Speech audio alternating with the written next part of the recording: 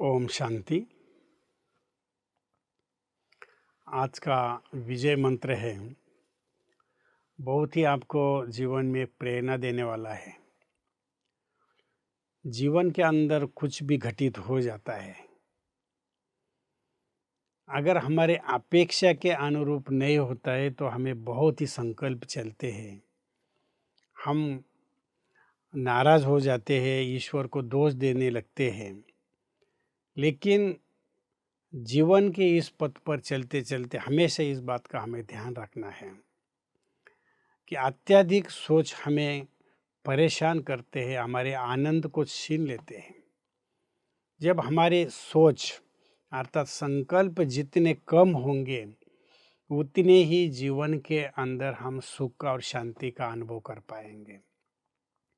कई बार आपने देखा होगा कि कुछ ऐसी विपरीत हालत हो जाती है, कई परिस्थिति ऐसी आ जाती है जहाँ लोग कहते हैं कि भगवान ने मेरे लिए ऐसा क्यों किया, क्या मैं ही दिखाई दिया, या मेरा क्या ऐसा पाप है कि भगवान ने ये मेरी परीक्षा ली। बिल्कुल इतना वो दूसरों को, भगवान को, सभी को दोष दे देते हैं। वो ये भूल जाते हैं कि भगवान मदद करने के पहले आपकी परीक्षा भी लेता है। उस परीक्षा में जब आप पास हो जाते हो, तब भगवान मदद के लिए आ जाता है। महाभारत के अंदर भी आपने देखा कि जब द्रौपदी वस्त्र हरण हो रहा था, तो जब तक द्रौपदी को ये देह का भान था और उसने अपने साड़ी के पल्लू को यहाँ पकड़ के रखा था, उसको ये लग रहा था कि भगवान मेरी मदद क्यों नहीं कर रहा है। भगवान को तो मैंने जब सुदर्शन चक्र चलाते समय श्री कृष्ण की अंगुली में खून आया था, तो द्रौपदी ने तुरंत जाके दौड़ के अपनी साड़ी का पल्लू फाड़ के श्री कृष्ण की अंगुली को बांध दिया था। भगवान का उसका ऋण चुकता करना था, ये भगवान को याद था, ये उसको याद नहीं था। लेकिन भगवान ये चाहता था कि ये जो पुकार रही है, इस पुकार के पीछे मेरी जो याद होनी चाहिए, वो याद दिल की याद नहीं है। कहीं ना कहीं उसको अभिमान है कि मेरे पति, मेरे धर्म गुरु, न्याय गुरु, धर्माचार्य ये मेरी मदद करेंगे।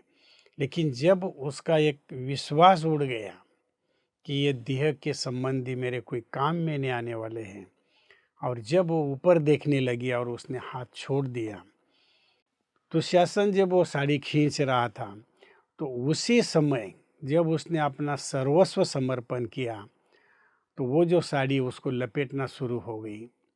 तब उसको ये विश्वास हो गया कि भगवान भी मदद तब करता है कि जब मैं उसके ऊपर पूरा सरेंडर हो जाऊं। लेकिन उसके पहले वो परीक्षा जरूर लेता है, और जब उसमें व्यक्ति पास हो जाता है, तब भगवान की मदद उसको जीवन में मिलना शुरू होती है। तो हम अपने विजय मंत्र से हमेशा ये याद रखें कि जीवन के अंदर कभी भी अगर ऐसी कुछ घटनाएं हो जाती है जिसको आप समझते हैं कि हमारे साथ अन्याय हुआ है, नहीं, कभी भी आपके साथ अन्याय नहीं होता है। जो भी होता है वो न्याय के लिए होता है, कल्याण के लिए होता है। कुछ समय जाने के बाद उसकी आपको जब प्रत्यक्षता होती है, कल्याण का पर्दा जब खुल जाता है, तब आपको लगता है कि जो हुआ वो अच्छे के लिए हुआ। क्योंकि गीता में ये भगवान ने वचन दिया हुआ है कि ऐसी कोई भी बात इस संसार में नहीं कि जिसमें आपका अहित समाया हुआ है, सब में हित समाया हुआ है। सिर्फ उसको समय को आने देना होता है।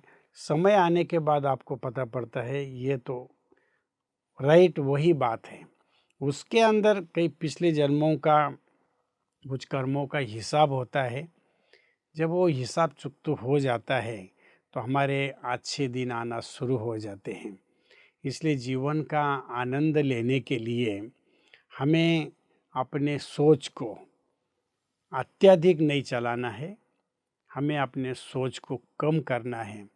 क्योंकि जितना आप सोच कम करेंगे, आपकी एकाग्रता बढ़ेगी और आपकी मन और बुद्धि जब एकाग्र हो जाती है तो आपकी निर्णय शक्ति भी यथार्थ हो जाती है। और इस यथार्थ निर्णय शक्ति से जो कुछ भी आप प्राप्त करेंगे वो भी यथार्थ ही होगा। इसलिए आज के विजय मंत्र से हम ये सीखें कि कभी भी हम किसी घटना को देखकर या किसी परिस्थितियों को देखकर अपने आप को ज़्यादा संकल्प न चलाए, अपने सोच को हम धीमे करें तो ज़रूर हमें एक सुकून का अनुभव होगा, एक शांति का अनुभव हो जाएगा। ओम शांति।